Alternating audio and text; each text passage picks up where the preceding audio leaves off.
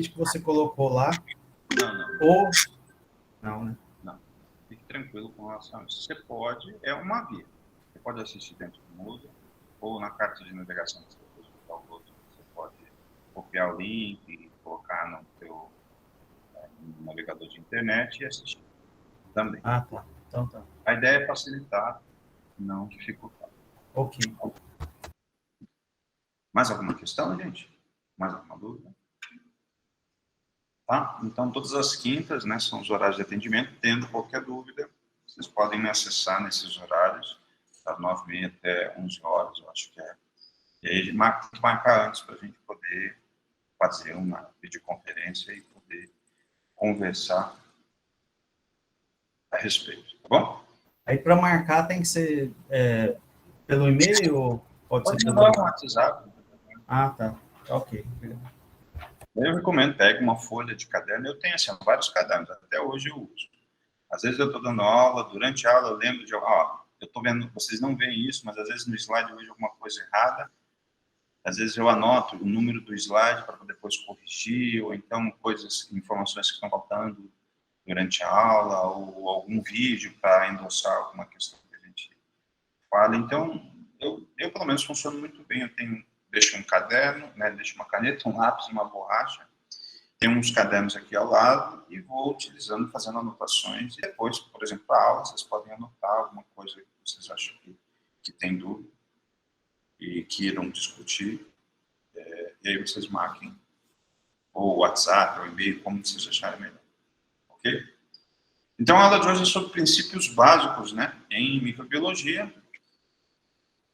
E quando a gente fala de microbiologia, a gente está falando de um mundo onde as extensões de tamanho são tamanhos microscópicos. Então, o conceito de microbiologia diz respeito ao estudo das formas de vida microscópicas e essas relações com o mundo externo, com esse mundo grande, né? Com esse mundo onde a minha visão é capaz de enxergar esse mundo em que as dimensões são maiores. Então, nós temos vidas que são incipientes, em que o meu aparato visual, o meu aparato ocular é incapaz de enxergar e eu necessito de um instrumento para ampliação que possibilite a visualização dessa vida microscópica.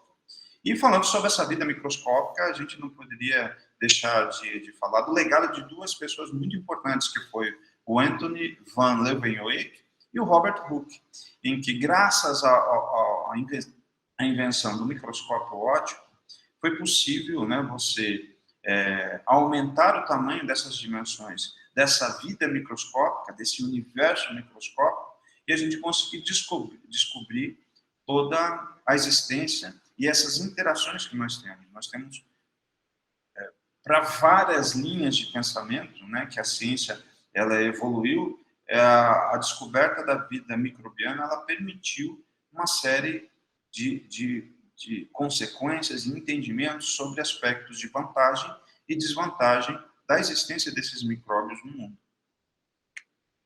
E quando a gente fala disso, então, sem dúvida alguma, que os microscópios, eles passaram por um processo de evolução desde o seu surgimento, né, no século XX, até atualmente, você sempre tem processos de adaptação e reajuste, né, com relação à adaptação à questão de microscopia hoje digital. No passado, você tinha a microscopia em filme, né, fotografia desse mundo microscópico em que você utilizava a questão analógica, né, os sistemas analógicos, e os microscópios, normalmente, eles começaram com uma ocular, como vocês veem nessa ilustração, e depois eles passaram a ter duas oculares, e quando eles passaram a ter adaptações numa outra geração, com métodos de microscopia, métodos de fotografia analógica.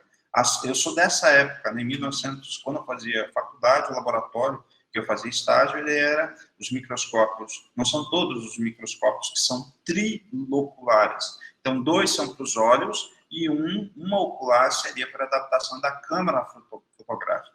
Então, nesse período, você tinha máquinas analógicas para registro dessa vida microscópica, e hoje nós temos máquinas digitais e sistemas muito mais baratos, né, e adaptados até para celulares, da ampliação de formas, de tamanhos, de elementos, em que a gente possa registrar isso dentro de um computador e analisar de diferentes formas. As imagens digitais microscópicas, elas têm inúmeras aplicações para a ciência, inúmeras aplicações para o homem. Então, aqui eu mostro para vocês esse processo de evolução que ocorreu com os microscópios e ressalta a grande importância e o avanço, né, numa história recente, né, do entendimento da vida microbiana, que é nesse século anterior ao que a gente está vivendo agora, né? Então, de 1900 para cá, você teve o surgimento e um grande avanço, né, para a ciência, essa descoberta de Leeuwenhoek e Robert Hooke. E quando a gente fala desse microscópio, então, já que ele tem um papel fundamental para estudar a microbiologia, e sem eles, o meu aparato visual não era permitido eu conseguir verificar essa vida microscópica, que é invisível, o meu olho é incapaz de poder enxergar essas dimensões tão reduzidas. Então, o microscópio, o estereoscópio, então, é a primeira etapa, né, que a gente vai falar de instrumento de ampliação. O microscópio estereoscópico, ele permite a visualização dos objetos em 2 dimensões. Então, aqui ele é composto dessa parte aqui, né, que são as oculares. Nessa ocular, ela tem uma lente de aumento, geralmente é de 10 vezes, e toda vez que você for utilizar, você faz o ajuste da distância interocular. Todos os alunos, às vezes, toda vez durante a aula, a primeira aula que a gente tem de microscopia, eles têm uma certa dificuldade eles acham que a distância interocular entre a menina dos olhos, né, ela é igual. Não, mas para cada indivíduo ela é diferente. Então, a primeira coisa que você faz é quase o mesmo processo que você faz com o binóculo. Você vai ver uma única imagem sendo formada. Então, você vai ajustar, ao invés de você ver 2 esferas, 2 circunferências, você vai colocar a visão nessa ocular. É claro, o equipamento depois do botão de ligado, né, e o objeto sendo depositado aqui sobre essa mesa, né, você vai fazer esse ajuste de forma que você veja uma única esfera, uma única circunferência do seu objeto. Então, a primeira parte é a ocular, com essa lente de aumento. Então, ela tem uma fonte luminosa. Então,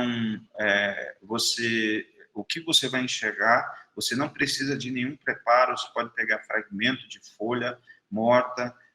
Então, ele tem inúmeras aplicações, não só para agronomia, mas para outras áreas. Um dentista pode olhar dentro desse microscópio estereoscópico, que popularmente é chamado de lupa. É claro que a lupa tem aquela lupinha de bolso, né, que a gente segura na mão para ver livros, né, para ler livros, que tem diferentes aumentos. Tem outras lupas de bolso, como essa daqui, né, que são utilizadas para campo, e variações, né, lupinhas que você coloca adaptadas no celular, que fazem aumento. Você pega a folha da planta e aumenta isso. Ela deve custar 15 a 20 reais no Mercado Livre, vocês têm para vender. E essas lupinhas que você coloca, né, na lente da câmera do celular, o celular pode filmar, pode tirar foto, pode ampliar, e pode também, essas lupinhas têm fontes luminosas também. Então, ela coloca uma luz em cima do objeto que você tiver no campo. Então, eu recomendo que vocês, para observação de ampliação de sinais, né, de patógenos no campo, você possa utilizar essa adaptação. Algumas empresas, elas dão como um brinde, né, para as pessoas. Esse aqui é um exemplo, né, que eu ganhei da FMC, eu acho. Da FMC, em que eu adapto, né? Então, se vocês repararem aqui, ó, tem a fonte luminosa, aqui é o aumento, e eu coloco o meu objeto próximo daqui. Ele tem para não encostar na lente, né? Então, ele tem um suporte plástico aqui, ó, de lado, então, que permite com que você consiga focalizar. E aqui eu vou fixar no meu celular, né? Esse mesmo eu já procurei na internet, não é caro. E aí a imagem, ela vai aparecer aqui na tela do celular com esse aumento. Também o que eu estou querendo mostrar isso é uma adaptação que também é um híbrido desse microscópio estereoscópico, que permite com que você verifique os objetos em 3 dimensões, tá? Estereoscópio, estereomicroscópio é a mesma coisa? É o nome clássico, né? Como se você for fazer uma compra, né, do equipamento, o nome correto dele seria estereomicroscópio ou estereoscópio, também pode ser chamado, tá? Ou lupa também vocês vão encontrar para esse equipamento, tá?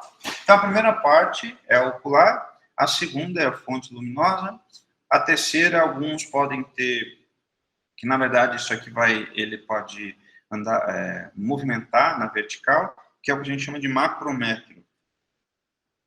Nessa representação que eu estou colocando aqui para vocês, ele auxilia nesse processo de focalização do objeto que vai ser depositado aqui embaixo nessa mesa. Então, a fonte luminosa vai ligar, né, essa lâmpada. Se a lâmpada não for suficiente, às vezes a gente utiliza lupas externas para melhorar a qualidade da iluminação.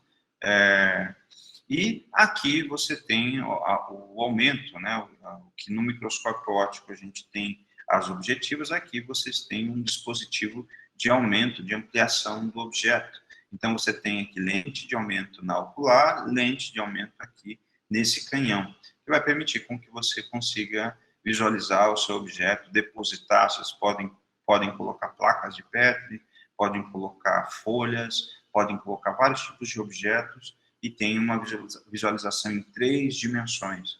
Né? Então, a gente tem a forma visualizada no ângulo de visão que nós humanos enxergamos a vida. Nós enxergamos a vida em 3 dimensões. E essa é a característica desse microscópio estereoscópio. E essa luz, né, os equipamentos, ela tem intensidades. Então, ele tem um botão aqui na lateral que permite com que você dê um máximo de intensidade de luz ou reduz essa intensidade de luz nesse botão. Aqui é o botão de liga e desliga, né, dessa fonte luminosa. Aqui é o macrométrio para realizar a focalização. E aqui o dispositivo de ampliação, de aumento. Né? Você pode ter 2 vezes 10, 20 vezes. Acho que no máximo 100 vezes são as capacidades. Cada microscópio, quanto mais caro, mais sofisticado, ele vai ter uma potência maior de ampliação do objeto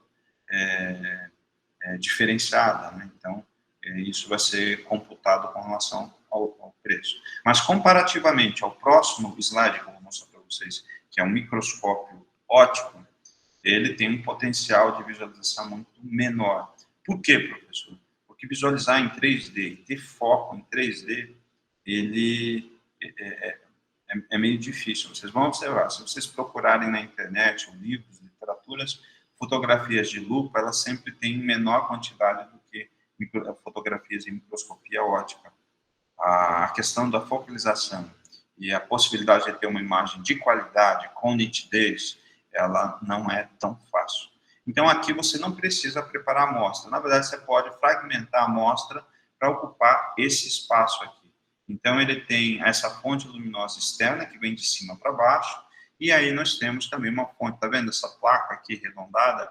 Ela é de vidro de propósito. E embaixo desse vidro tem uma fonte luminosa também, em que você pode colocar luz, onde a luz vem de baixo para cima. Então, ela é exclusiva, é uma fonte luminosa exclusiva para placas de Petri, em que você vê a luz passando pelas estruturas do micro-organismo que cresce. Você sabe que uma placa de Petri é um tipo de vidraria onde as culturas de fungos e bactérias são realizadas.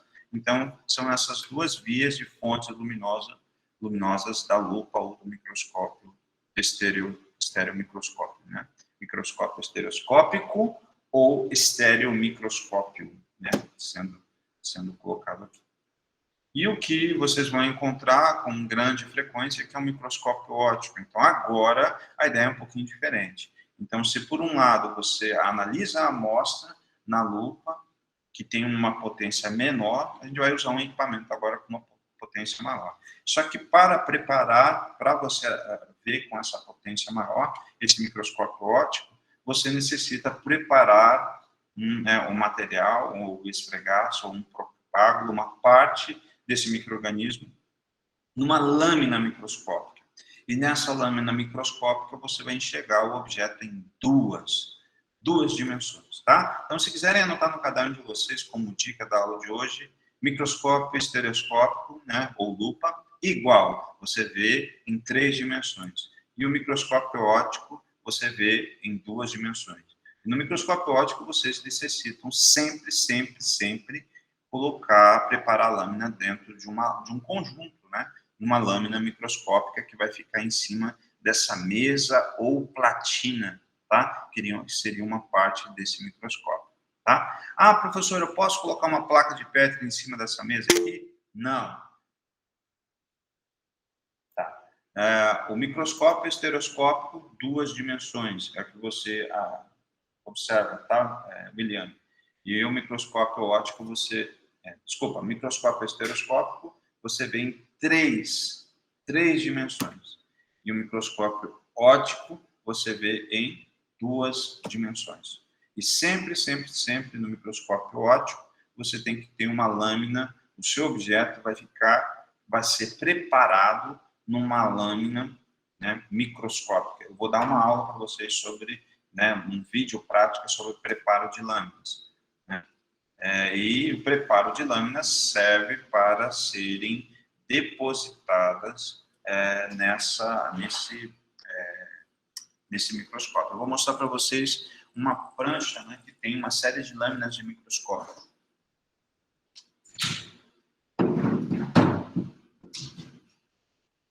Esse aqui, ó, não sei se vai dar para vocês enxergarem, mas aqui é uma prancha que a gente guarda o material que a gente processa, e aqui é uma lâmina, e aqui tem um objeto entre uma lâmina e uma lâmina de identificação, aqui nessa parte branca da lâmina.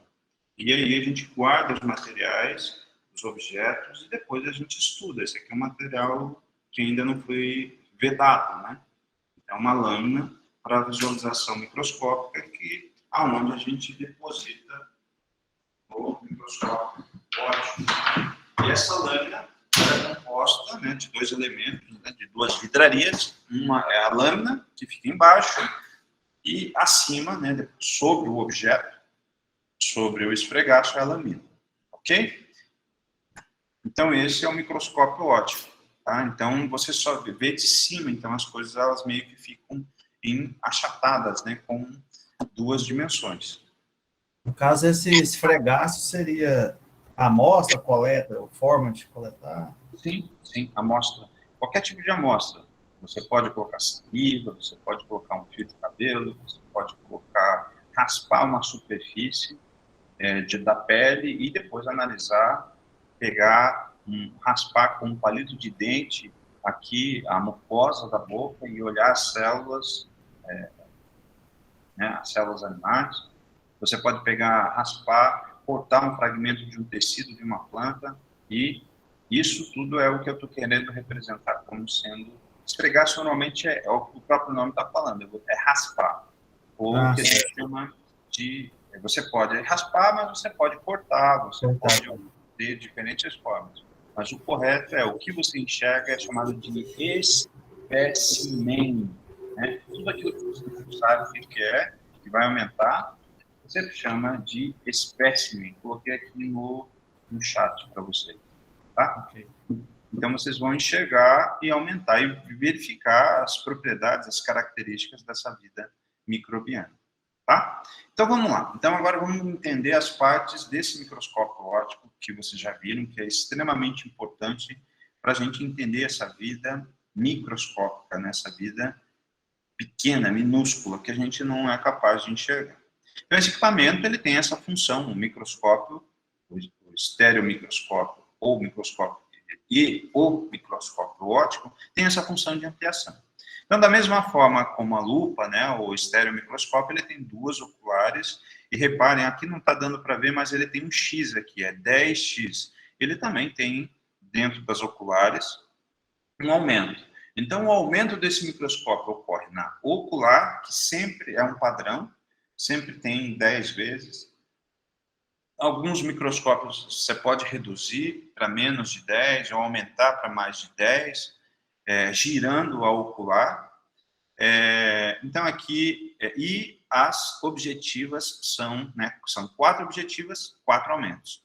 Aqui, 2 oculares com um único aumento e ao mesmo aumento nas oculares aqui, que é de 10 vezes, que é um padrão.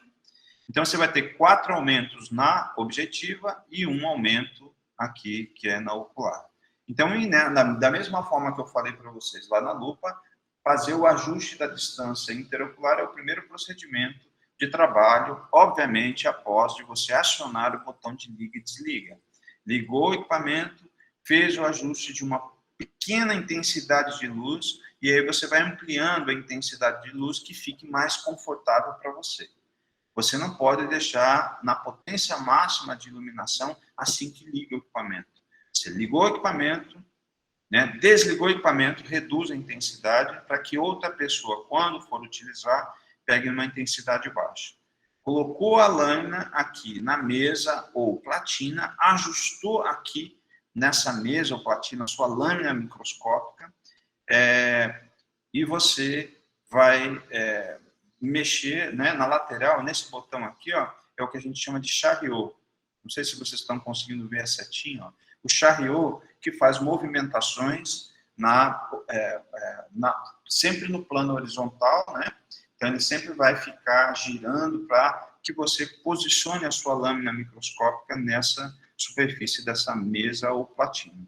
O chariot auxilia a realização desse movimento que a gente chama horizontal, né? Onde vai colocar a área da lâmina na posição para visualização, tá? Então, ocular, objetiva, aqui, chariot, ele tem 2 botãozinhos, então ele vai para a direita, esquerda, então ele vai para cima ou para baixo, então ele faz para todos os lados, a minha lâmina ela pode ser movimentada. Então, essa mesa, ela fica com um movimento sempre no mesmo linear, né? Paralelo ao chão. E para fazer movimento, agora, movimento que a gente chama vertical, né? O movimento horizontal, ele é feito pelo chariot, e o movimento vertical, que vai permitir focalizar o meu objeto, ele é feito pelo macrométrio e o micrométrio. Então, a minha mesa, ela vai para baixo ou vai para cima com a movimentação do macrométrio e o micrométrio. Se quiserem anotar, chariot igual movimentação, né? Movimentação horizontal. Então, ele vai ficar sempre nesse plano aqui, ó. Né? Essa é a movimentação horizontal. Quem faz? Chariot, é um termo em francês, que é esse dispositivo aqui. E a movimentação para cima e para baixo, com maior intensidade é o macrométrio, com menor intensidade é o micrométrio, né? Então, esses dois dispositivos do microscópio fazem um movimento vertical. Movimento vertical, macrométrio e micrométrio. Movimento horizontal é o chariot, tá? E lembrando que esse movimento vertical vai permitir também alcançar o objetivo da visualização aqui pela ocular, que é a focalização da imagem. O que é a focalização, professor? É ter uma imagem nítida no meu microscópio. Bom, então, entendemos oculares, entendemos o macrométrio e o micrométrio, entendemos o chariot, entendemos que a mesa ou platina é o local onde você vai depositar a sua lâmina e a sua lamina. Então, é um sanduíche. Lâmina, meu material, meu espécime ou esfregaço, e a minha lamínula sobre esse meu material. Então, eu vou depositar, eu vou mexer aqui nesse dispositivo e vou encaixar, ela vai ficar fixa aqui. E à medida que eu for mexendo, meu chariot realizando a movimentação horizontal, ele não vai se desprender aqui da superfície da minha mesa ou platina. Tá? Aqui o tubo é o local onde se encaixam as oculares, e da mesma forma que tem um local de encaixe das oculares, você também tem um local de encaixe das objetivas. Ela é chamada de canhão ou revólver. Canhão ou revólver é o local, são 4 espaços aqui nesse microscópio. Tem alguns microscópios que têm 5 objetivas. o canhão ou revólver é o local onde as objetivas elas estão fixas no seu microscópio. Tá? Então, ela sempre vai aumentar com esse padrão. Ela começa, quanto mais comprida, maior é a ampliação. Quanto menor o tamanho da objetiva, menor é a ampliação. Como que eu sei o aumento que é realizado pela minha objetiva, que fica fixa no meu canhão ou revólver? Então, ela primeiro ela é vermelha, né? Que é o aumento de 5 vezes. Depois, ela fica amarela. A objetiva tem uma listra amarela, que é a objetiva de 10 vezes. Depois ela fica azul, que é a objetiva de 40 vezes. E depois aqui no final, que a gente utiliza o óleo de imersão, é uma objetiva em que eu corro muito risco de quebrar a minha lâmina. Eu vou botar sobre a lâmina microscópica o óleo de imersão para que eu consiga observar nesse aumento utilizando a objetiva de 100 vezes. Mas, quando eu falo de aumento, né, no aumento de 5, que é vermelho, aumento de 10, que é amarelo, aumento de 40, que é azul, aumento de 100, que é branco, qual é o real aumento que cada objetivo vai fornecer do meu objeto, daquilo, do meu esfregaço, do meu material que eu preparei numa lâmina microscópica, que eu vou dar uma aula sobre o preparo de lâmina microscópica ainda para vocês. Qual é o real aumento? Então, na verdade, eu tenho que fazer uma multiplicação. É o aumento de 10 da objetiva vezes o 5. Então, quando eu coloco o ocular de 5 vezes, 10 vezes 5, então o meu objeto que eu estou enxergando no meu aparato visual, a minha retina está construindo essa imagem lá no fundo, né, do meu aparato visual, ela está aumentando em 50 vezes. Então, 5 vezes 10. Na aqui objetiva, que tem essa faixa amarela, ela vai ter, que é 10 vezes, então é 10 vezes 10, que vai aumentar o meu objeto que está aqui depositado em 100 vezes. Em 40, que tem uma listra azul, 40 vezes, da objetiva de 40 vezes 10 da ocular, eu vou ter o meu objeto sendo ampliado em 400 vezes. E, por fim, na objetiva de 100 vezes 100 vezes 10, o objeto vai ser ampliado em 1000 vezes, aqui na superfície do microscópio. Então, mas professor, eu não consigo entender como que eu consigo, o objeto está aqui, como que a imagem aparece aqui, nítida para mim, graças ao macrométro e o micrométro. Ele aparece porque você sabe que imagem é luz, né? Então, tudo aquilo que eu enxergo é incidência de uma luz que é oriunda desse condensador. Então, o condensador passa a luz sobre o meu objeto, a luz vem aqui pela objetiva, ela bate aqui, nessa parte arredondada aqui do microscópio, ele tem um espelho. Então, é fruto da reflexão da imagem e essa reflexão vem aqui para o ocular. É dessa forma que eu consigo enxergar e dessa forma que o microscópio amplia. Então, esse sistema, né, foi criado por Leuwenhoek e Robert Hooke para que a gente conseguisse ampliar o tamanho dos objetos, graças a essa incidência da luz, desse condensador. Então, o condensador é como se fosse assim, olha o que o nome está falando. Aqui é o feixe de luz. Então, esse feixe de luz, ele condensa de forma que ele fique com um diâmetro. Ó, esse diâmetro, né, esférico que vocês estão vendo, ele vai passar quase o mesmo efeito. Não sei se vocês já brincaram com uma lupa no sol. O raio solar passa na lupa e ele vai condensar formando meio que um laser. E você queima folha de papel. Já brincaram dessa forma? Então, aquela lupinha você coloca no papel e ela vai queimando, devido a essa questão de condensar a luz. Por isso que eu tenho que tomar cuidado ao ligar o microscópio com relação à intensidade da luz. Então, ela vai condensar uma luz intensa, vai passar pela objetiva, vai refletir, e você pode queimar a retina se você utilizar uma luz muito intensa. Você tem que colocar dentro do nível que é agradável para o seu aparato visual. Então, à medida que vai aumentando mais o objetivo, o aumento de 100, por exemplo, precisa de mais intensidade de luz do que o aumento de 5 vezes. Beleza? Até aqui, alguma dúvida? Então, eu posso perguntar para vocês quais são as partes de um microscópio estereoscópico, quais são as partes de um microscópio óptico, para que serve a distância interocular, para que servem as objetivas, quais são os aumentos reais, falando de uma maneira genérica, que ocorrem no microscópio óptico, 5, 10, 40 e 100. O que eu devo utilizar no aumento de 100?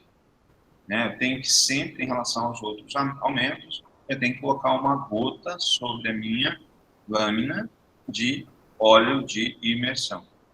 E quanto maior o aumento, mais próxima é a objetiva da minha lâmina microscópica. E, professor, pode falar. Essa questão da intensidade da luz aí regula como se fosse ofuscando essa luz? Você pode reduzir a intensidade, a luz fica mais fraca, entendeu? É isso. No início você vai mais fraco, vai aumentando, até que você sabe que imagem é luz. Você está me vendo na tela do computador porque existe uma luz refletindo sobre mim que está incidindo sobre mim e refletindo sobre a câmera do computador. Então, a imagem é isso. Se não existe luz, não tem imagem. Então, você pode ter... E as melhores fotografias, né, se vocês repararem, são sempre quando você tem uma boa qualidade de luz. E as melhores qualidades de luz para uma fotografia são as luzes naturais. É claro que você pode criar artificialmente com refletores, né, que vão dar uma intensidade luminosa e melhorar a qualidade. No caso, esse óleo de imersão aí, já falando de outra coisa, a função dele seria o quê? A função dele é como se você formasse, como ele fica muito próximo, né? É quase isso aqui, ó, de contato da lâmina com a objetiva, você vai fazer com que a objetiva se comunique com o objeto, ele fique próximo, para não riscar a lente da objetiva. Você coloca o óleo de imersão, entendeu? Ele vai formar um elo de ligação da objetiva com a lâmina. Deixa eu mostrar o óleo de imersão.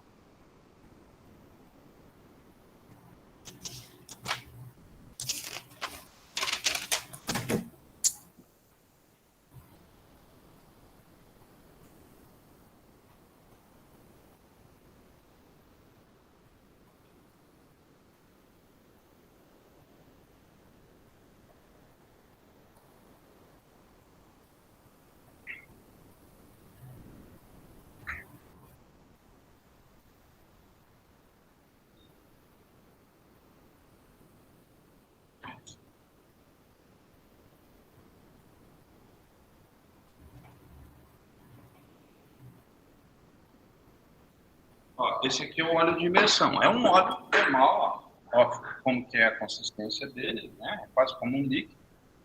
E aí eu coloco, geralmente eu tiro uma porção aqui do óleo de imersão e adiciono em frascos. Isso aqui é um remédio, né? Frascos que eu reutilizo que tem o conta-gotas.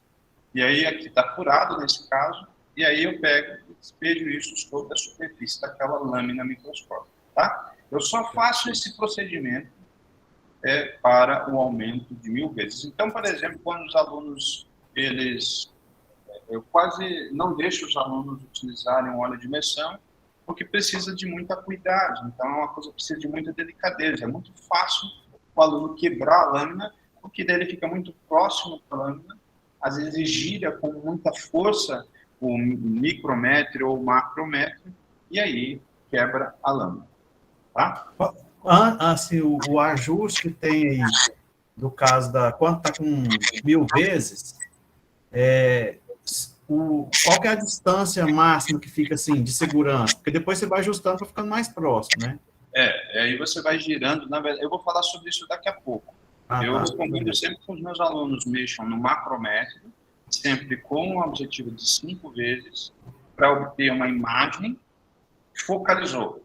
Olhou no ocular e está conseguindo enxergar alguma coisa no aumento de 5 vezes, depois, a partir do aumento de 10, 40 e 100, só mexer o que a gente chama de focalização grosseira, né, que é o macrométrio, e aqui é a focalização fina, que é no micrométrio.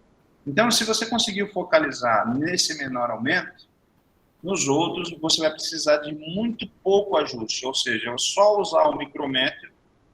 Isso nos bons microscópios sempre vai ser dessa forma. E aí você vai mexer e você vai conseguir enxergar e formar a imagem sobre o que você está enxergando, do teu esfregaço, do teu objeto que você está estudando, que você está ampliando no microscópio óptico. Tá? Então, nas objetivas de 10, 40 e 100, eu sempre recomendo que os alunos utilizem o micrométrio, porque você não enxerga para baixo, você só está olhando para a lente, né? Você está olhando para a lente e olhando para a movimentação. Você mexe no micrométrio, que é o ajuste fino, para ter o foco. Perdeu o foco no momento de 10, perdeu o foco no momento de 40 ou de 100, volta sempre para o aumento de 5 e faz o ajuste. Onde inicia todo o processo de focalização, sempre é na objetiva de 5 vezes. Então, é sempre um processo de ida e retorno. Se perdeu, né, os alunos, quando começam a mexer com o microscópio, eles sempre se perdem no aumento de 40, no aumento de 100. Eu quase não deixo usar o de 1000. Então, eu sempre deixo só essas 3 objetivas, que é o que interessa. 400 vezes, né, 40 vezes 10, 400 vezes já fornece muita informação a partir do da análise no microscópio. Beleza? Entenderam até aqui? Mais alguma questão? Mais alguma dúvida? Então, charreou esse movimento, né, faz um movimento horizontal, um movimento vertical, macrométrio e o micrométrio, e aí nós temos esse risco de quebrar a lâmina microscópica, se não tomar esse procedimento operacional padrão, né, a lâmina, a objetiva de 5 vezes, ela nunca vai encostar na lâmina que está sobre a mesa, tá? Então, já os outros aumentos, então, ela tem, como se fosse um dispositivo de segurança, a objetiva de 5 vezes. Já nos aumentos de 10, não. Você pode quebrar as lâminas, que às vezes você está distraído, olhando para o ocular, e gira, e vai com tudo. Você pode riscar a lente, né, da objetiva, e além de você perder a lâmina, perder o seu objeto, né, de estudo. Então, você precisa sempre, para essa focalização, começar o processo de focalização na objetiva de 5, depois fica muito mais fácil para você observar nos aumentos de 10, 40 e 100. Tá? Outras partes do microscópio, então, o condensador é por onde passa essa luz, e esse diafragma é onde ele abre ou fecha essa intensidade de luz que eu estou colocando para vocês. E você pode colocar um anteparo, o diafragma é como se fosse um anteparo, por onde o feixe de luz que vem aqui dessa fonte, a fonte luminosa, ela se direciona e ela pode ter um diâmetro reduzido ou aumentado pelo condensador, e essa fonte luminosa, quando você, aqui na lateral, você pode também dosar essa intensidade, né? Sem mexer no condensador, sem mexer no diafragma, para passar essa imagem. Então, a comunicação é a fonte que passa pelo condensador, pelo diafragma, que vai passar por dentro da objetiva, que vai estar alinhada com esse aparato, a imagem vai, né, ser transportada daqui, vai refletir sobre esse espelho que está nesse aparato do microscópio, e depois vai sair aqui na ocular, e graças a esse processo a gente consegue enxergar. E por fim, né, o braço é outra porção do microscópio, e a platina, né, mesa ou platina, outra porção, botão de liga e desliga, e aqui o botão, né, como se fosse de verificação da intensidade luminosa, tá? Então, nesses 2 slides, muita história eu falei para vocês. Eu falei de partes do microscópio estereoscópico, né, da lupa, partes do microscópio óptico, falei sobre procedimentos operacionais de boas práticas de uso do microscópio óptico, né, sobre a questão de ênfase em cima da ocular, de ênfase com relação a como evitar a quebra da lâmina microscópica. Falei da importância do preparo da lâmina microscópica, e graças a essa lâmina microscópica eu consigo enxergar em 2 dimensões. E falei sobre a questão da importância da focalização utilizando o macrométrio e o micrométrio. Tá bom? Alguém tem alguma dúvida sobre o uso do microscópio? Depois a gente vai continuar com vídeos e atividades que eu vou deixar lá para vocês com relação a isso. Então, a microbiologia ela é muito ampla, né? Então, várias áreas da ciência, como a genética microbiana, a microbiologia médica, a microbiologia clínica, a fisiologia microbiana, elas têm funções, elas têm subdivisões de outras áreas de conhecimento e outros profissionais que utilizam, né? Microbiologia de alimentos, a microbiologia ambiental, que tem a ver com a biorremediação de ambientes que estão com contaminação de compostos, xenobiontes. Então, existem micróbios que podem transformar, que podem degradar esses compostos, e isso é chamado de microbiologia ambiental. A microbiologia industrial, a microbiologia veterinária, micróbios, que tem importância positiva e negativa para animais, a microbiologia espacial, evolutiva, e os micro-organismos que são transportados pelo ar, né, chamados de aeromicrobiologia. Essas são algumas das subdivisões, e para vocês entenderem a importância e a aplicação da microbiologia não só para a agronomia.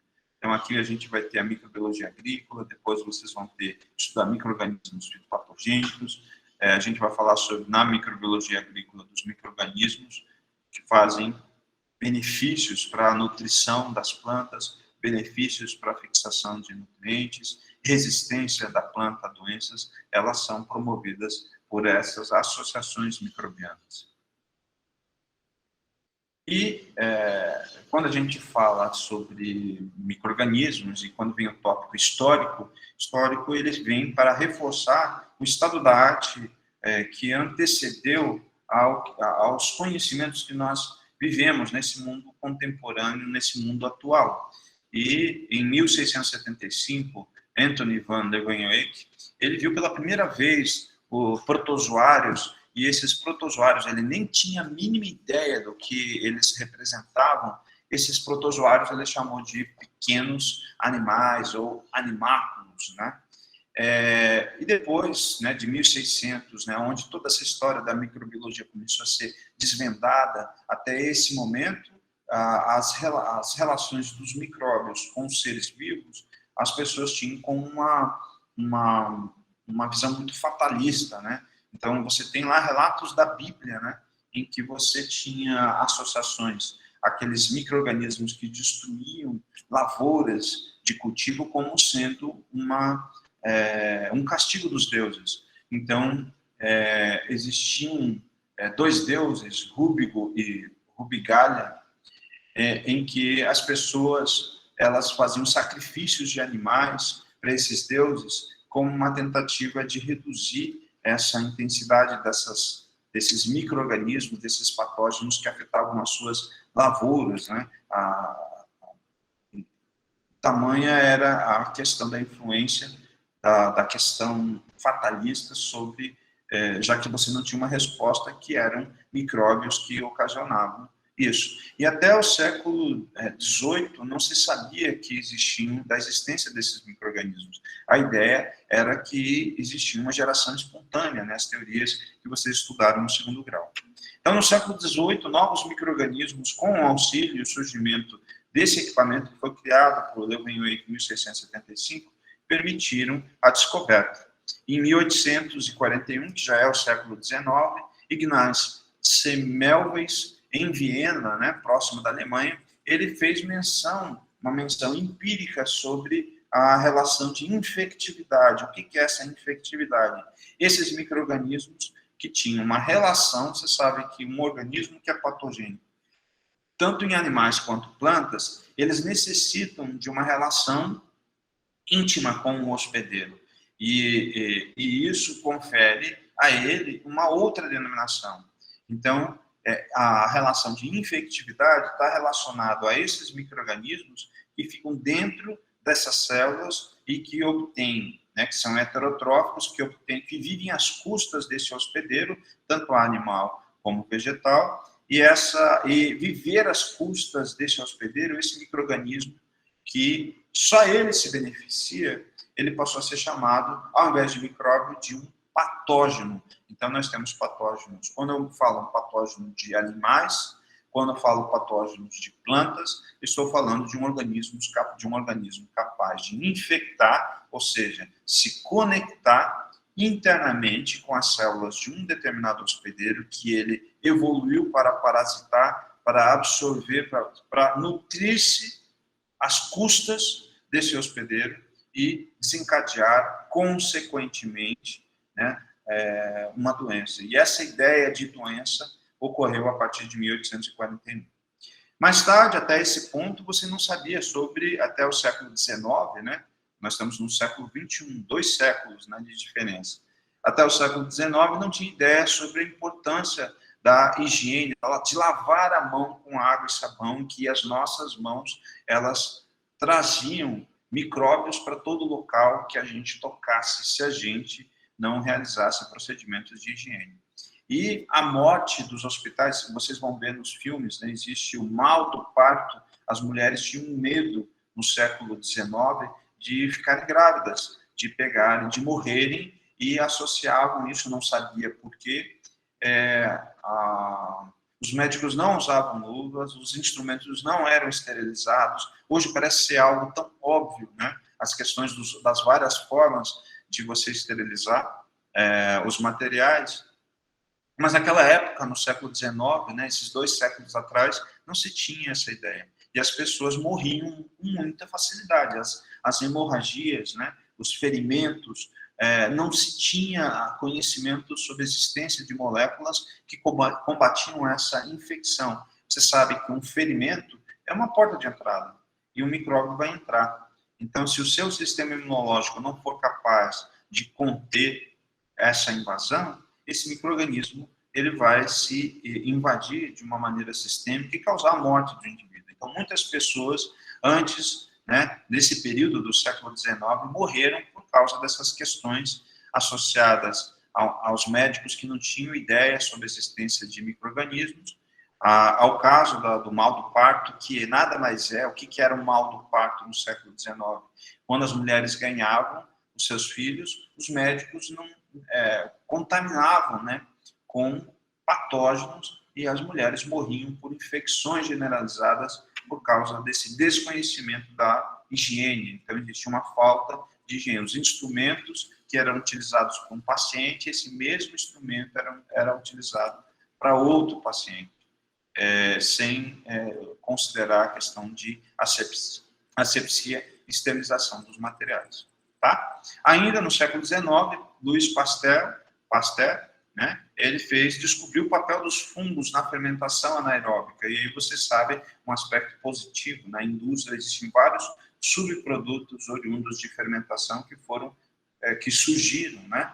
Então as várias categorias de bebidas alcoólicas são graças a processos de fermentação anaeróbica que ocorrem, onde micro-organismos degradam esse açúcar e o produto da degradação dessas diferentes fontes de açúcar, elas se transformam em álcool.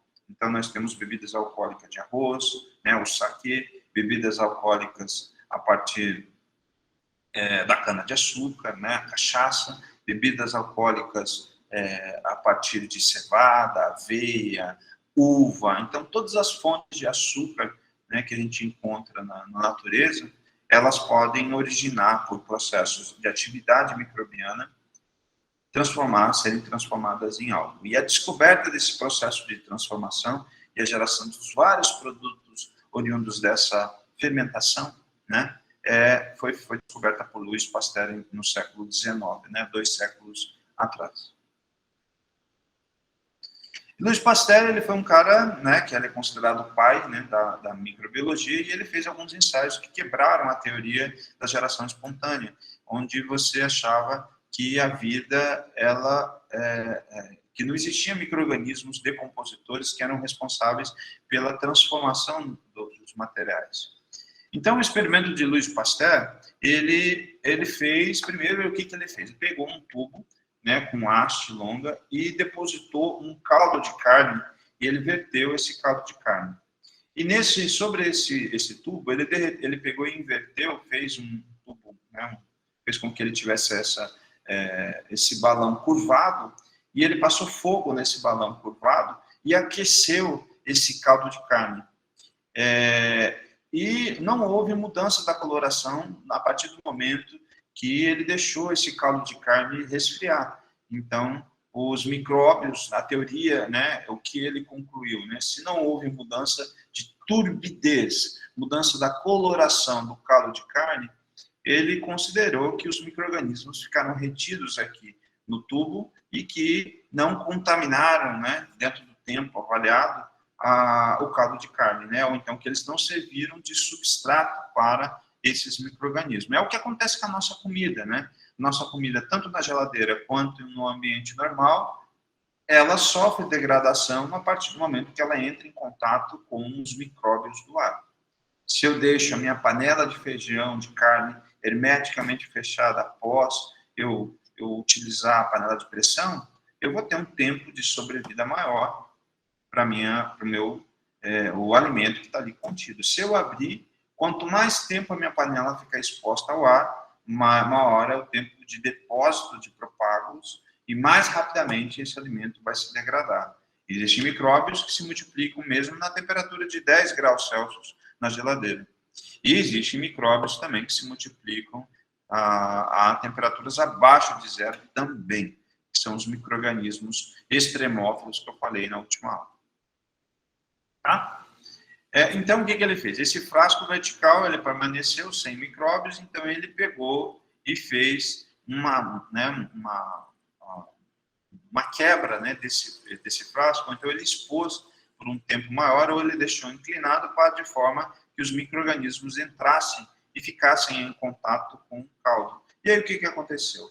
A partir do momento que ficou em contato com o ar, o caldo foi contaminado e essa suspensão ela ficou com uma turbidez, uma mudança de coloração. É o que acontece quando você tem a proliferação de micro-organismos sobre um substrato nutritivo, né? Quanto maior a quantidade nutritiva, maior vai ser a mudança de coloração do seu objeto. Tá? Aqui é uma fotografia de Louis Pasteur e aqui a mega, né, uma grande panela de pressão, que nada mais é que hoje a gente chama que é a mesma coisa, né? A autoclave é a mesma coisa que a panela de pressão, que é um equipamento de esterilização, eliminação de todos os propágulos, utilizando temperatura e pressão. Tá? E aqui os frascos que ele estava colocando para autoclavagem. Louis Pasteur era um cientista francês, o próprio sobrenome dele já dá um indício. Ele fez descobertas que foram de suma importância para a ciência como um todo. Então, ele é lembrado por descobertas das causas e prevenções de doenças, assim de relações de várias teorias importantes dentro da microbiologia. Ele nasceu no século XIX, 27 de dezembro, né, de 1822, e faleceu também no século XIX, em 28 de setembro. Ele estudou na Escola Normal Superior de Paris e ele casou com Marie Pasteur em 1849 e ele ganhou vários prêmios. O seu legado, né, que até hoje a gente utiliza os conhecimentos que foram apresentados por Louis Pasteur, ele ganhou prêmios importantes como a medalha de Copley, a medalha de Rumford e a medalha Leuwenhoek, né? Ele teve alguns filhos, foram 5 filhos, né? E esse a biografia, né, do considerado pai da microbiologia. Alguns conceitos, né, que a gente falou que foram formulados, que foram, de certo modo, ou se não criados por Louis Pasteur, foram consequência das descobertas de Louis Pasteur, alguns deles é o termo asepsia. Então, eu coloco, né, esse binômio, né, asepsia e limpeza, como 2 conceitos onde eles têm, de certo modo, uma relação íntima. Onde a asepsia é a ação de tornar isento de todo o germe, e quando eu falo germe, estou falando de toda a população microbiana. E você pode, eu vou falar no decorrer dos próximos slides, utilizar de inúmeros procedimentos para conseguir esse objetivo, para fazer com que os meus materiais, tanto as vidrarias que vocês viram, assim como equipamentos, assim como meios de cultura, instrumentos que eu utilize, que eles estejam isentos. Isento significa ausência total de população microbiana. Então, esse procedimento de tornar um objeto isento é chamado de asepsia.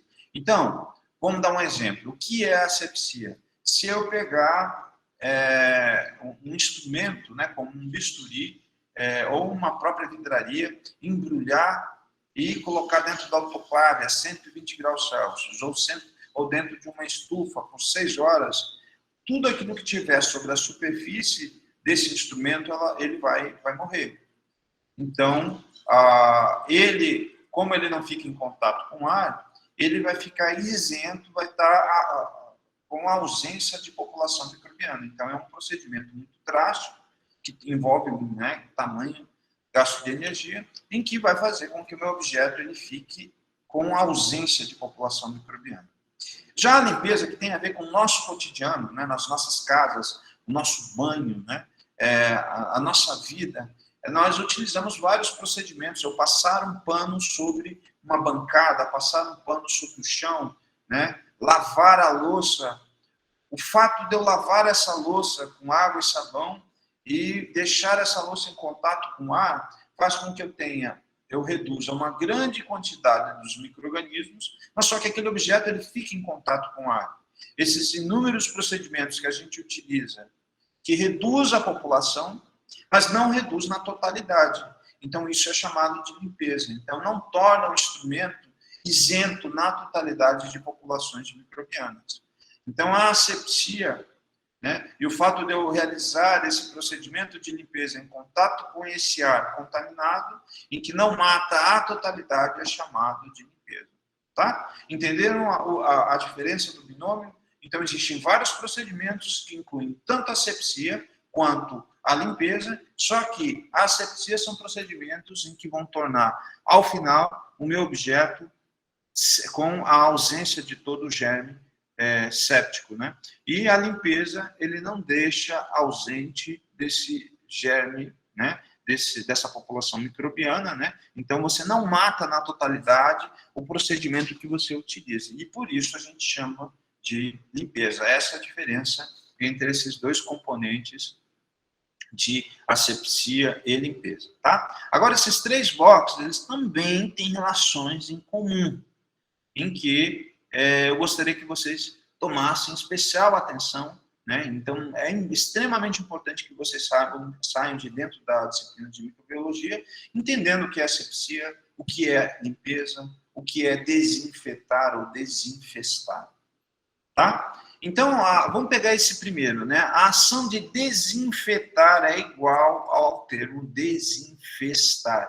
Desinfestar, a primeira coisa que me vem na mente são ações sobre a superfície. São procedimentos em que você age sobre a superfície do objeto, em que você não mata o total da população microbiana. Então, quando eu passo um pano sobre uma bancada, eu passo um pano com álcool ou com hipoclorito, eu não mato a totalidade, porque essa bancada vai ficar em contato com um ar contaminado.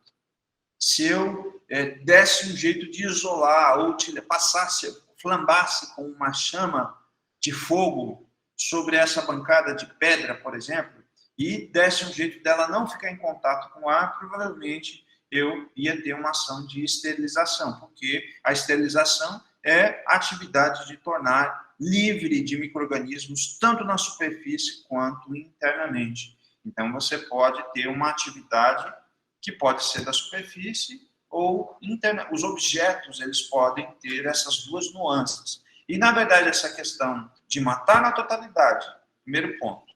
O segundo ponto, de superfície ou internamente, é basicamente esses 2 termos que diferenciam esses 2 componentes, desinfetar, desinfestar, desinfectar e esterilização. Então, vamos lá. Então, é fácil entender esses 2 componentes. Se desinfestar envolve procedimentos de limpeza na superfície, mas não na totalidade, desinfectar envolve procedimentos de controle dessa população bacteriana, que agora não é mais na superfície, agora é internamente. Desinfectar é quando eu tomo um medicamento, um antibiótico, um anti-inflamatório, para tentar reduzir a população de micro-organismos que estão internamente dentro do meu corpo, dentro da célula. Então, essa ação de desinfectar é dentro, e a ação de desinfestar é fora, é na superfície. O que desinfestar e desinfectar têm em comum?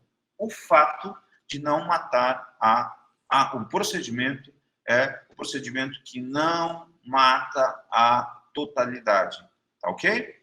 Vamos ver se vocês entenderam bem? Vamos sortear aqui um aqui. Yuri, fala para mim o que você entendeu sobre, sem olhar para o slide, ou então olhando mesmo, o que você entendeu sobre a diferença entre desinfestar e desinfectar. Yuri? Leonardo? Quer ver? Eu vou dar um ponto no teste que tem, rapidinho começa a participar, né? Só dá nota que vocês começam a participar. Fala até o que não deve, né? Alguém quer explicar para mim a diferença de desinfestar e desinfectar? Alguma pessoa gostaria de... Eu posso. Fala para mim. Primeiro, quando você foi explicando todo o slide, eu imaginei que asepsia e limpeza seriam grupos, né, de processo, né? Seria o quê? Aí, desinfetar seria na superfície e seria um processo de limpeza. Não sei se eu estou certo. E o desinfectar também seria um processo de limpeza, porque todos os dois não vai tornar isento, né, de micro-organismos, só que ele, em vez de ser na superfície, é na parte interna, né? O que é interno? A limpeza. No caso, está desinfetando internamente, né? Na limpeza, você não está se referindo sobre a posição, aonde o Não, sim, eu digo assim, que esses dois procedimentos, tanto desinfetar quanto desinfectar, seriam procedimentos de limpeza, não? Certo. Porque eles não tornam o que eu estou fazendo procedimento isento dos micro-organismos. Só que a diferença dos dois seria que o desinfetar está relacionado com superfície. Não. Desinfestar. Porque tá desinfetar é igual a desinfestar, não é a mesma coisa? Uhum. Então, isso estaria relacionado com a superfície, né? Certo. E o desinfectar estaria relacionado com a parte interna. Patógeno. O alvo, né? Isso. Né? Daí álcool não. Álcool não dá. Não, alvo. Tá. Eu tô surdo. Interior, né? O alvo. O objetivo. É o objeto, né? Seria interior. No caso do desinfectar. E a esterilização, então, dentro dessa tua linha de raciocínio, teria relação com o quê? Asepsia. Asepsia, porque seriam procedimentos em que você vai tornar livre, tanto na superfície quanto internamente, o seu objeto. Estaria isento, né? Uhum. Eu entendi isso. Então, é muito importante esses conceitos, né? Associar, coloque no caderno aí, como se fosse, né, um resumo. Desinfestar igual superfície. Desinfectar igual internamente. E esterilização elimina tudo. E aí associa outra palavrinha, né? Desinfestar e desinfectar, o fato da não totalidade. Tá? Então tem essas relações. Ô, professor? Pode falar. Então, no caso aí é desinfetar ou desinfectar? Tá escrito errado aí, não? Como? Ali, ó, desinfetar. Desinfetar ou desinfectar? Não. Aqui, ó, é o que está escrito no dicionário. Desinfetar é igual a desinfestar.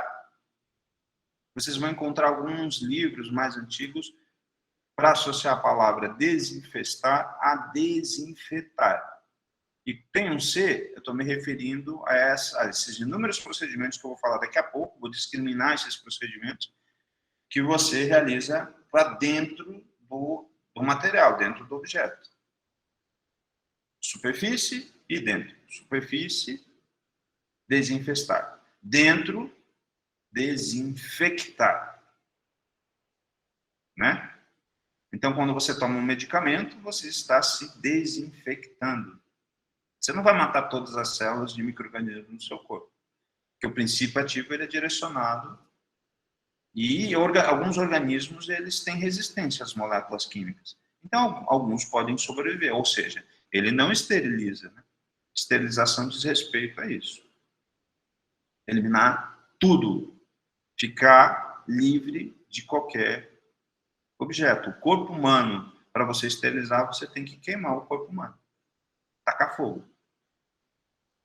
Né?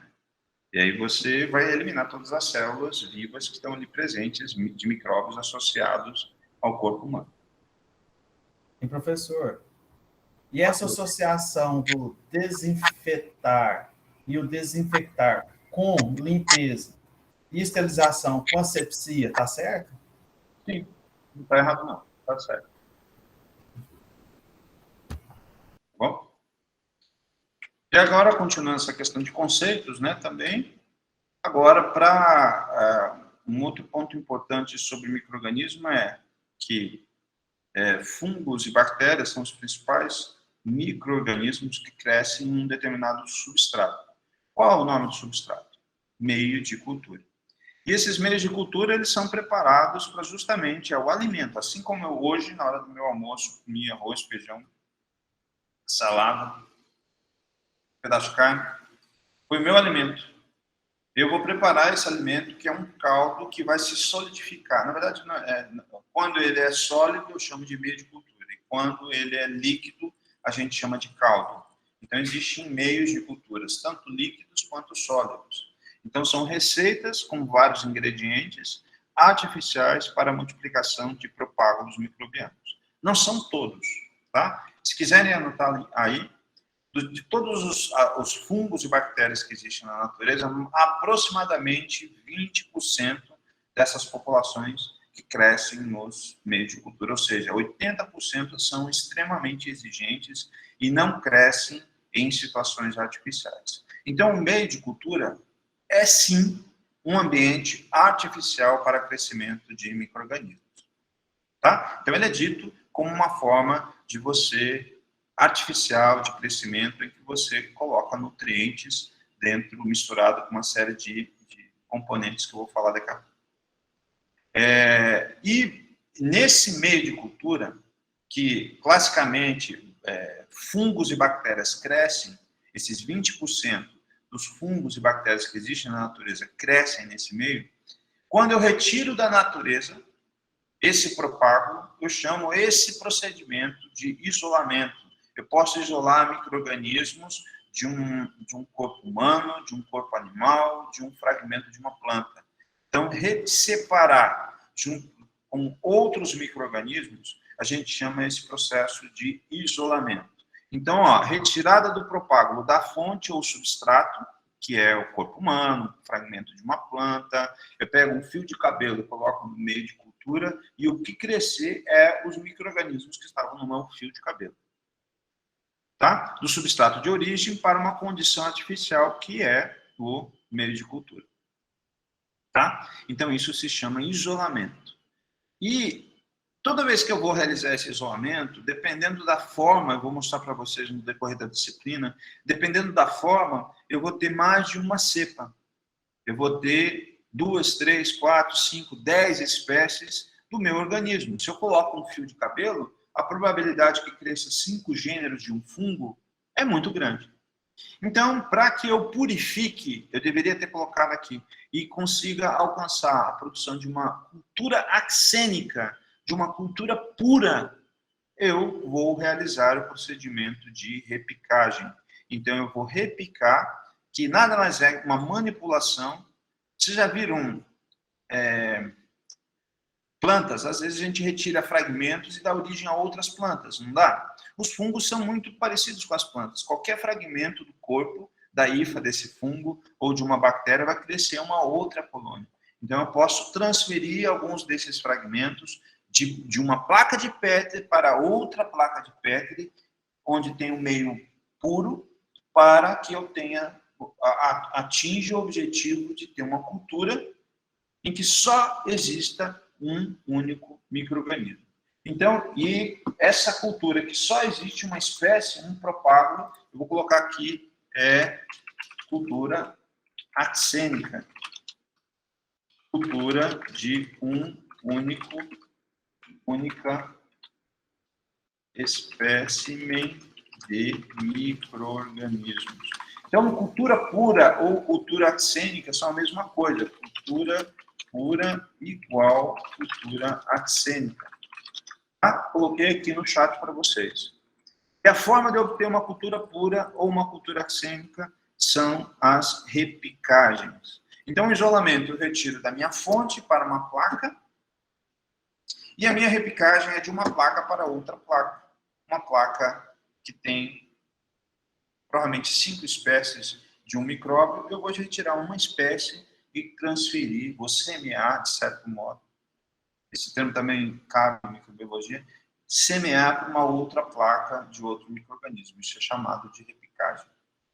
Beleza? Professor, Pode falar. por exemplo, numa placa de Petri lá, eu nunca observei, mas como que você vai identificar se lá existe diferença, assim? Boa pergunta. Caso... Cor, aparência, aspecto. Eu vou te mostrar uma placa aqui.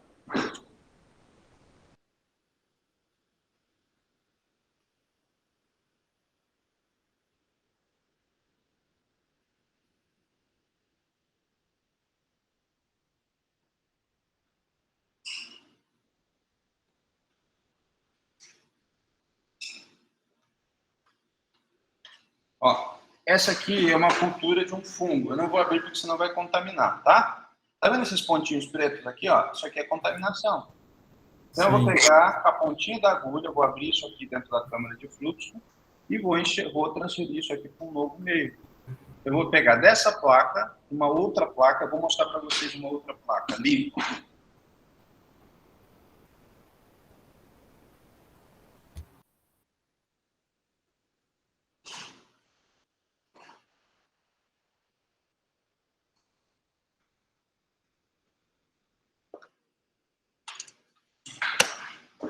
Ó, essa aqui é uma placa sem nada, que estava na geladeira com o meio solidificado.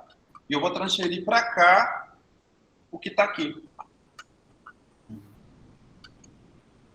Então, eu transferindo dessa placa para essa é chamado de repicagem.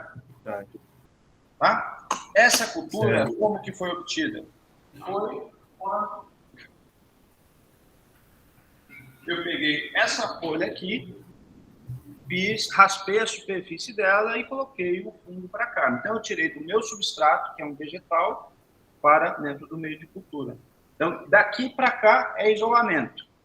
Daqui para cá é repicagem. Posso fazer 2, 3, transferir daqui para cá. E se mesmo assim ainda continuar contaminando, posso fazer quantas vezes eu quiser a repicagem. Tá bom? Até você atingir o objetivo que é purificar.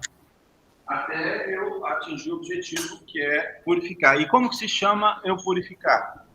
A cultura é chamada de cultura axênica ou cultura pura. Tá bom. Ok, obrigado. Bom? E aí, eu tenho uma cultura pura, essa aqui, aí eu posso pegar e guardar isso aqui por um longo período. E esse período é o que a gente chama de conservação. Eu posso conservar, ó, formas de guardar o meu propágulo puro ou axênico, considerando que essa placa está pura, e as cepas por partes de micro-organismos, usando vários métodos, como o método Castellani, óleo mineral, tubo invertido. Eu vou mostrar um para vocês de conservação.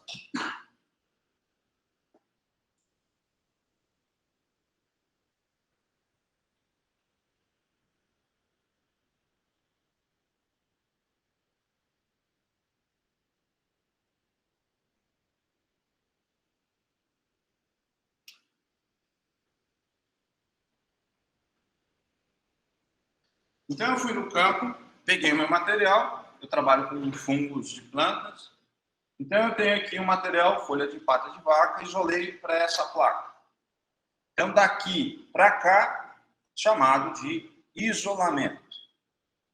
Só que durante o meu isolamento, eu tive muitos contaminantes. Então, esses contaminantes eu vou transferir para outras placas, até eu obter minha cultura pura. Então, daqui, de uma placa para outra, é chamado de repicagem. Beleza? Considerando que isso aqui é uma cultura pura, passaram-se alguns dias, ele cresceu, eu vou agora guardar. E essa aqui é uma forma de conservação. Isso aqui demora 12 meses em geral. Isso aqui é água, que eu deixo na geladeira a 10 graus. E aqui é o fungo. Essa parte preta aqui, ó, da superfície, eu seco, eu pego esses discos, coleto com a pinça e seco. Esse é o método Castellani que eu estou mostrando para vocês ali de conservação. Eu posso guardar. Existem métodos, eu tenho o método de sílica gel, por exemplo, eu consigo manter vivo por 20 anos dentro de um frasquinho como esse. Então tem vários métodos que a gente utiliza, tanto para fungo quanto para bactéria. Pedaços de papel são utilizados para culturas bacterianas, tá? E eu posso conservar, guardar o fragmento do papel umectado, né, em que você passa na cultura bacteriana, e eu posso guardar esse papel estéreo, é claro. E aí, se ele é estéreo, eu vou colocar o micro-organismo em minha cultura axênica, cultura pura, para que ele fique, para que ele se mantenha. Esses meio de cultura aí, você pegou uma placa que tinha, né? Um meio de cultura lá que não tinha nada, né? Pegou. Estava na geladeira. Uhum. No caso, você prepara ele e vai fazer preparar um meio de cultura para ver se cresce um fungo lá. Você prepara e guarda por um tempo. Como é que você faz isso? Fica guardado. Eu não tenho que ficar... É igual comida. Sim. Você deixa a comida pronta, às vezes, para que você não tenha que fazer, né? Uhum. Aqui a gente faz e deixa na geladeira para que o dia que eu precisar, eu vou lá e pego a placa pronta. Aí tem um dia que eu faço o procedimento de verter o meio de cultura nessas placas aqui. Ok. Vamos lá. Então, vamos falar agora sobre essa esterilização e desinfestação, falando de uma maneira geral. Então, a esterilização é quando você mata tudo, e a desinfestação, falando da superfície, mas é quando você não mata tudo. Então, essa esterilização e desinfestação, qualquer substância química, ou então a gente tem, vou dividir a aula agora em dois direcionamentos. Procedimentos que são físicos, procedimentos que são químicos. Esses procedimentos físicos ou químicos, o que vai definir os procedimentos? Se vai matar na totalidade, esterilização, ou não vai matar na totalidade, desinfestação, vai ser o tempo em que você vai empregar esses métodos físicos e químicos, será a concentração, falando agora de uma substância química, né? Essa concentração, quanto mais concentrado, né? De repente vai ter um maior poder de penetração, maior atuação, e o quanto que essa molécula ela se mantém atuante com a atividade de esterilização, desinfestação, a durabilidade, né?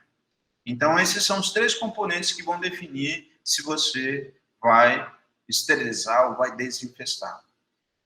Vocês já viram, né? Veneno de cobra mata. Qual é a cobra mais peçonhenta, mais venenosa que tem na natureza?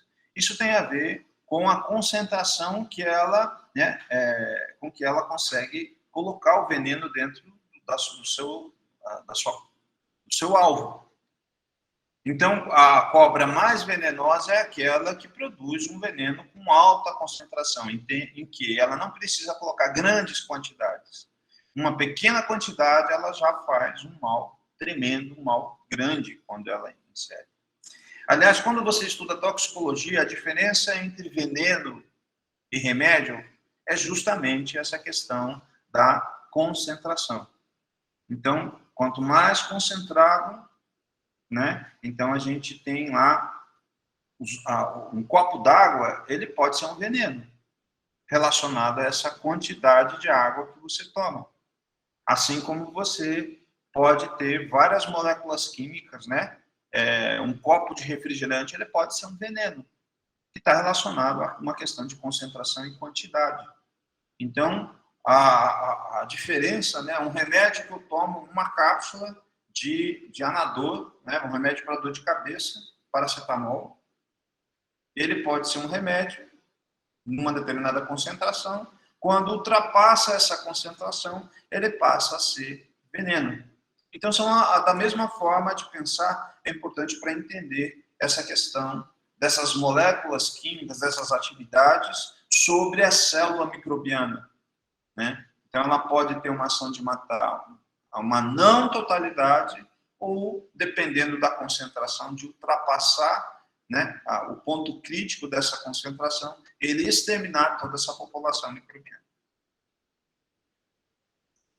Vamos falar agora sobre desinfestação química, né? Existem substâncias que são também chamadas, né, desinfestação ou esterilização química.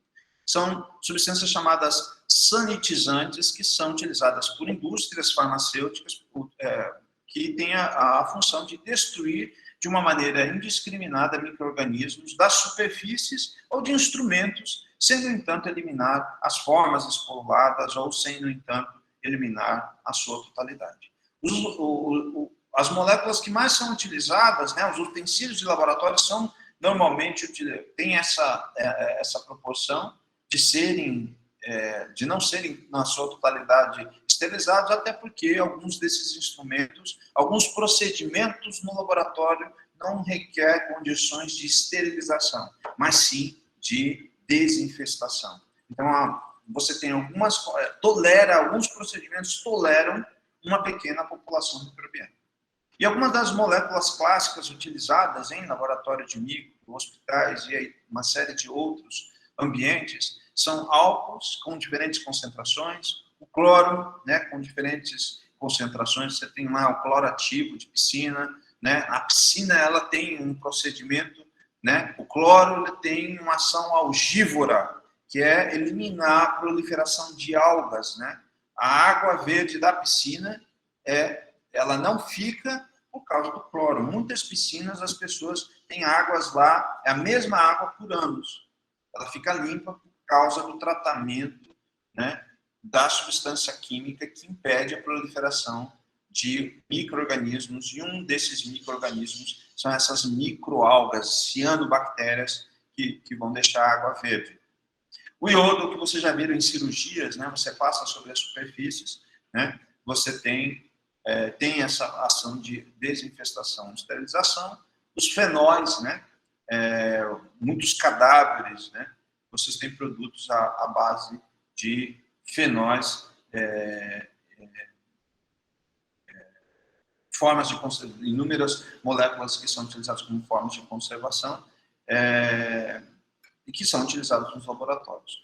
Algumas substâncias desinfetantes, elas são aplicadas tanto na superfície com ação superficial, né, com ação de desinfestação, ou uma ação mais profunda, né, ação mais interna dentro do objeto de estudo. E vocês têm aqui outros exemplos de desinfestação química, como o dióxido de cloro, com as suas atividades e as suas desvantagens de uso, os fenóis, os glutaraldeídos, o próprio hipoclorito de sódio, muito famoso para roupas e limpeza em geral nas casas. No laboratório a gente usa concentrações de hipoclorito. Os iodóforos, né, que têm as suas exemplos aqui, as suas atividades e desvantagens de desinfestação e esterilização química. Ainda sobre desinfestação e esterilização química, temos ainda como exemplos óxido de etileno, que tem um elevado poder de penetração por 3 horas, permitindo a esterilização. Os formaldeídos, que têm baixo poder de penetração, que restringe o uso das incubadoras. Você pode aplicar formaldeído para eliminar ácaros, né? Formol também é utilizado, né? Na verdade, o que eu queria dizer anteriormente, para cadáveres, né? Quando você tem contaminações dentro das câmaras de crescimento, é muito comum usar diluições de formaldeído. O óxido de propileno, né? Ele tem um menor poder de penetração, de 5 a 10 ml de óxido de polipropileno por 24 horas. Em alguns meios de cultura, você pode colocar na placa de Petri. Eu já fiz com formaldeído também. Em cima da placa, sobre a tampa, você pulveriza, eu coloco uma gota para tentar, quando a cultura está contaminada por algum ácaro, você tira a tampa, mas isso lá dentro da câmara de fluxo, e coloca essas substâncias para tentar eliminar contaminantes dentro da cultura. Ah, mas professor, por que fungos, por que ácaros gostam tanto de culturas de fungos ou de bactérias? Então, é a alimentação, né? Então, são ácaros que se alimentam, né? Micófagos. Larvas de dípteros, né? Às vezes, quando você não veda direito, as moscas ovipositam, às vezes, bactéria é muito comum, às vezes, você encontrar um monte de larvas de dípteros, depois de um certo tempo que você abandona, às vezes a cultura ela começa a se desenvolver. Então, as bactérias servem de alimentação para as larvas, né, esses diferentes estratos tróficos que vocês vão ter na natureza. Ainda sobre desinfestantes químicos, tem o famoso álcool 70, né, que auxilia na desinfestação de superfícies, como câmara de fluxos, para trabalhos, e alguns propágulos vegetais, por exemplo, quando você quer fazer desinfestação superficial, por 30 a 60 segundos, né, de mergulho do fragmento do tecido, você utiliza o álcool 70. Professor, por que utiliza 60 segundos? Se você deixar mais tempo de atividade do álcool 70, ele vai ter uma ação de profundidade maior. Então, ele vai matar o micro-organismo que tem dentro da célula. Então, quando você faz uma asepsia superficial, que geralmente é feita com álcool, hipoclorito e água, né? Então, esse binômio, se você deixa muito tempo, porque o objetivo é pegar o micróbio que está dentro do tecido, das células de dentro do tecido, e matar os contaminantes que estão ao redor do meu fragmento. Então, se eu deixar muito tempo, ele penetra dentro do tecido vegetal. Então, por isso que, em geral, tem lá 60 segundos, 1 minuto, em que você deixa os fragmentos de molho para realizar o que a gente chama de asepsia superficial. Sementes de grãos, também, você faz asepsia superficial usando álcool 70, álcool 50, hipoclorito 0,3% de concentração, você deixa os fragmentos de molho.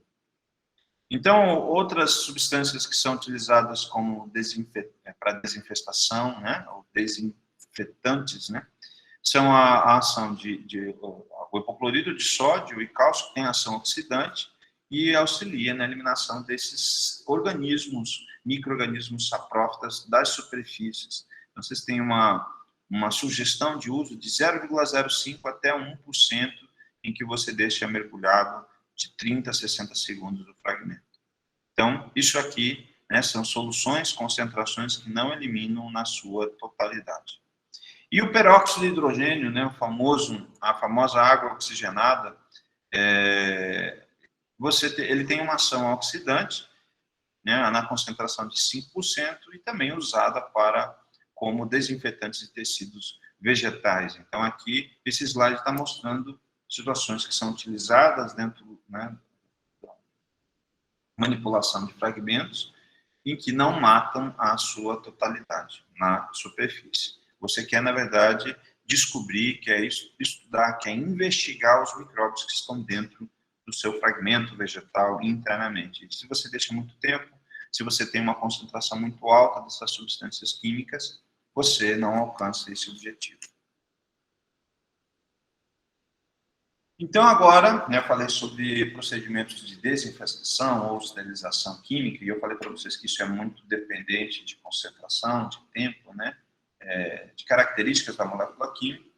Nós temos os processos de desinfestação ou esterilização física, que vai também estar relacionado com tempo, com temperatura, né, em que você tem esses 5 exemplos aqui. A questão do calor, que é um processo de desinfestação e esterilização física, o vapor, né, além da questão da alta temperatura, né, elevada temperatura, a radiação ultravioleta, o uso, né, de gases tóxicos, que podem também causar a morte, e a filtragem seriam alguns dos exemplos de desinfestação física. Lembrem dos gases tóxicos, né, os expurgos que eram feitos, que eu falei para vocês, nas câmaras de concentração, né, para eliminação, para morte de judeus, colocavam fosfina, e a fosfina produzia um gás que matava tudo que estava preso dentro dos galpões, dentro dos armazéns,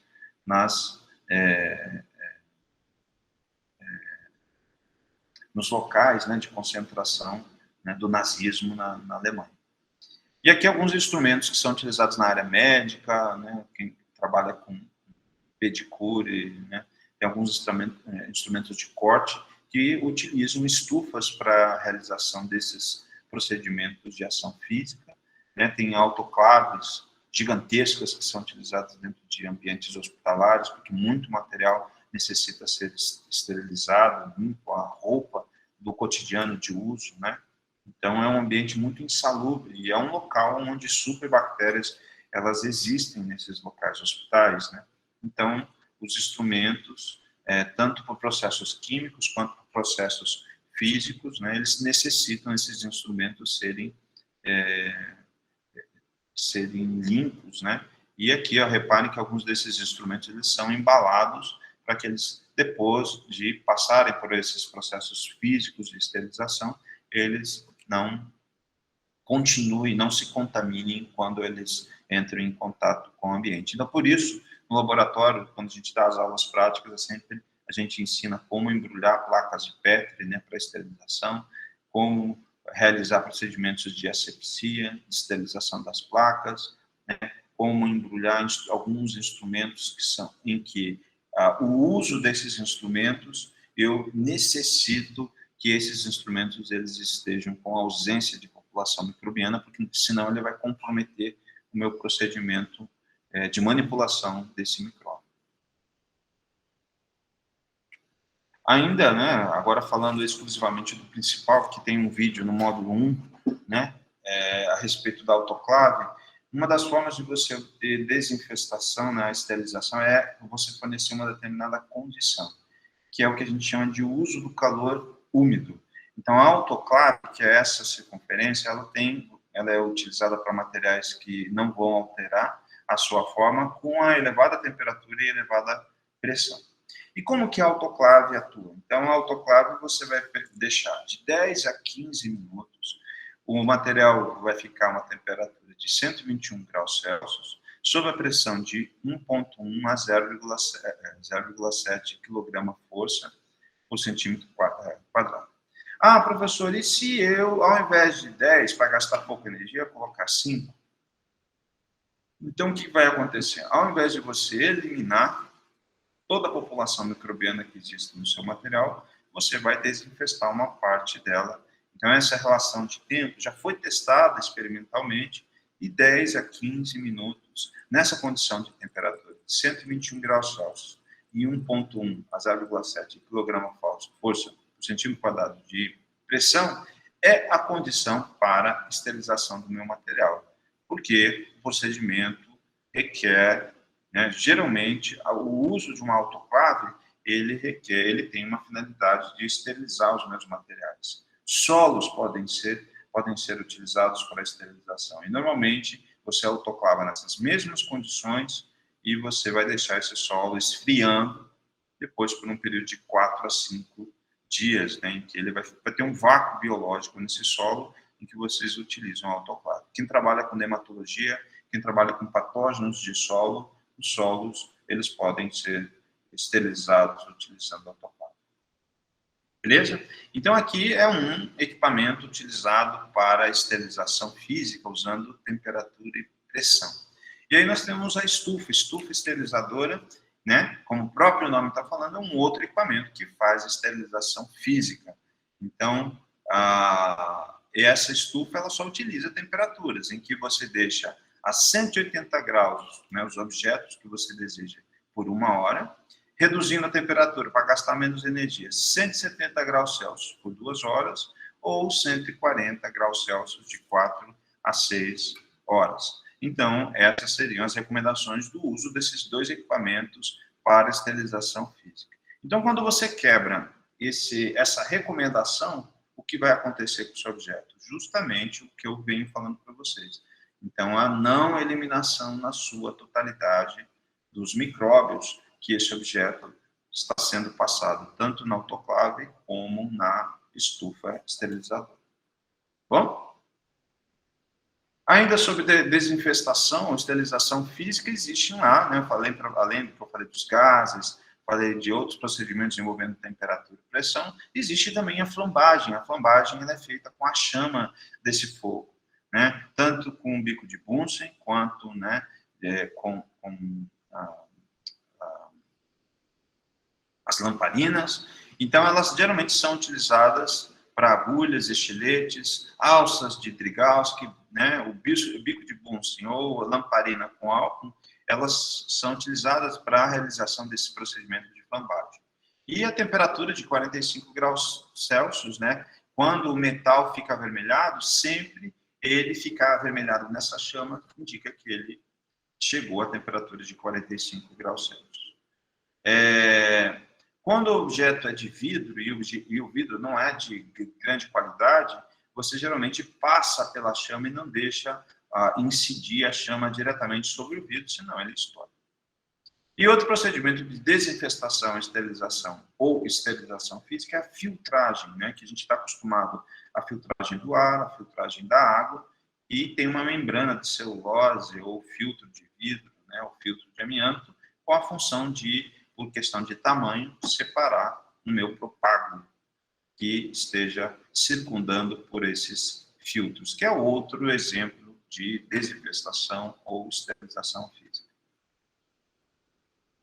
Sobre filtragem, existem processos laboratoriais utilizando o êmbolo, né, de uma seringa, em que você tem aqui uma membrana filtrante, em que vai reter o contaminante por essa membrana, ou existe uma vidraria, né, esse aqui é um vidro chamado Kitasato, né, em que você coloca a substância, aqui você tem uma bomba de vácuo, que vai criar um vácuo internamente dentro desse frasco, e vai sugar o ar, e, consequentemente, vai forçar o líquido a passar por essa membrana, e esse suporte dessa membrana filtrante, você quer saber qual é o contaminante que estava na solução, essa membrana você vai, tá vendo que ela é esférica? Você vai justamente depositar essa membrana sobre a superfície do meio de cultura para verificar os micro-organismos que existiam sobre o líquido que você está filtrando, tá? Então, são variações de utilizar esse método físico de controle microbiano, né, que é chamado de filtragem. E, Professor, pode falar.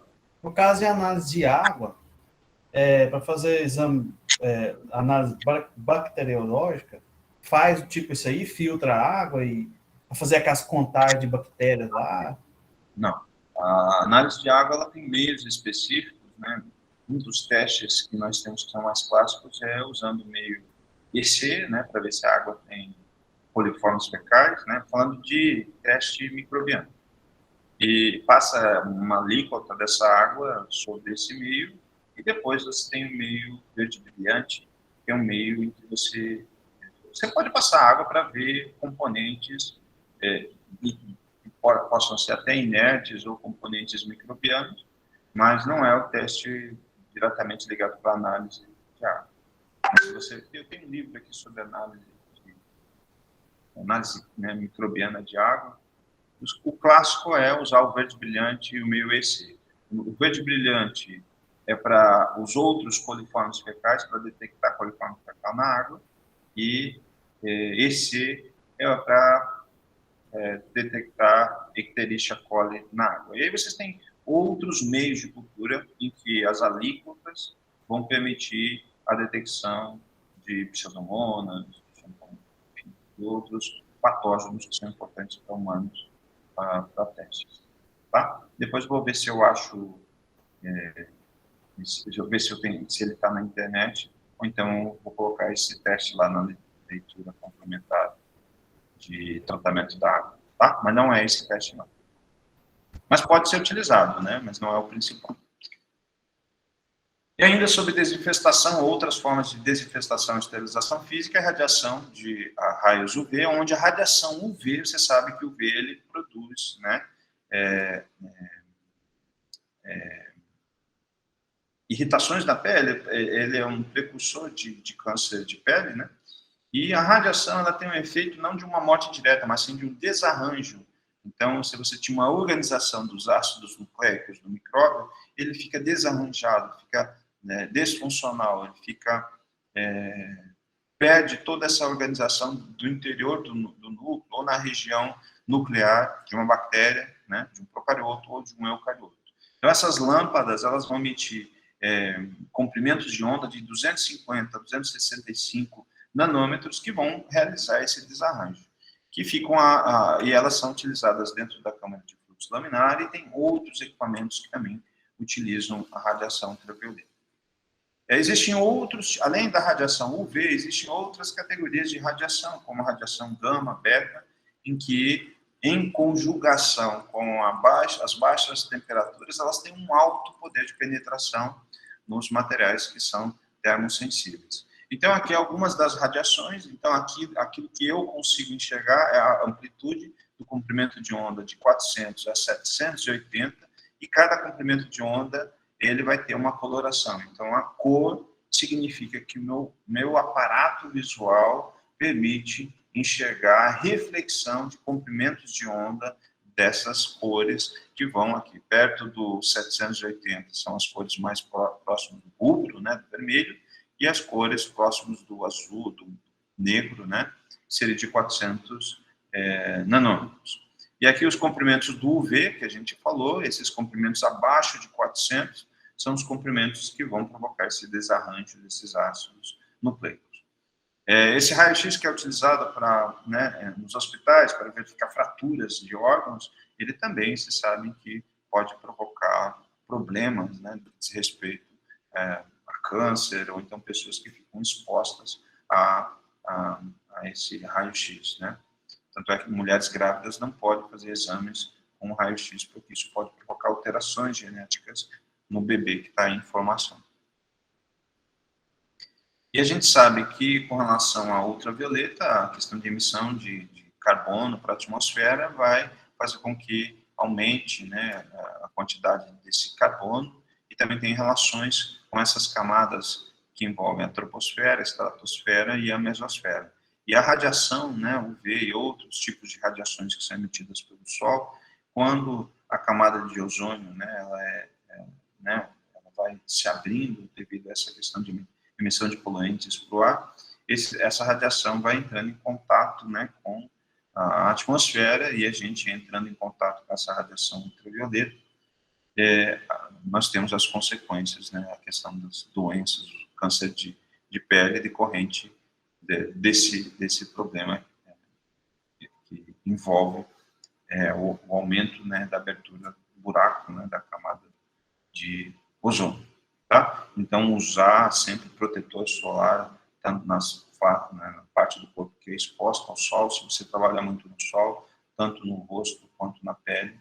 Então, isso é o que a gente chama de categoria de doença crônica, né? Você não vai morrer de imediato com essa exposição, mas à medida que vai passando o tempo, talvez o seu tempo de sobrevida possa ser encurtado devido a cuidados especiais, devido a essa questão de exposição ao UV. E, para a gente poder finalizar a aula de hoje, vamos falar sobre, assim como na nossa casa, é extremamente importante que o sucesso da manipulação, da realização desses inúmeros procedimentos que envolvem a manipulação microbiana, a gente mantenha condições de higienização do laboratório. E uma delas é as bancadas. Todas as superfícies das bancadas, elas devem ser desinfestadas periodicamente.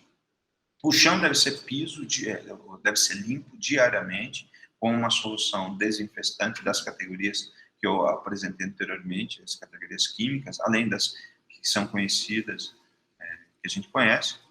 A entrada do laboratório deve apresentar um pano úmido com uma solução desinfestante, hipoclorito de sódio, por exemplo.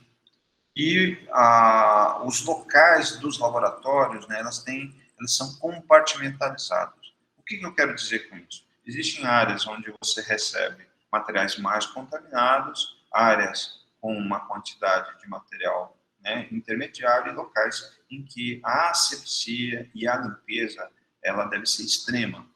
Tanto é que nesses locais, por exemplo, a área de manipulação microbiana, a área de cultura microbiana, ela não pode ter contato com o ambiente externo, né? Então, ela tem que ser um local hermeticamente fechado com a presença de um exaustor. Então, para que não venha interferência externa dentro desses locais. Então, a compartimentalização do laboratório envolve o que a gente chama de uma área chamada área suja e uma área denominada de área limpa. E ambas, vocês têm procedimentos operacionais bastante particulares e diferenciados para trabalho nessas áreas sujas e nessas áreas limpas. E a autoclavagem, né, ela é feita geralmente nessa área suja, os materiais, descartes de materiais, preparo de meio de cultura. A autoclavagem de vidrarias, ela ocorre nesses locais chamados, nessa área chamada da cozinha, onde fica a área suja para a esterilização.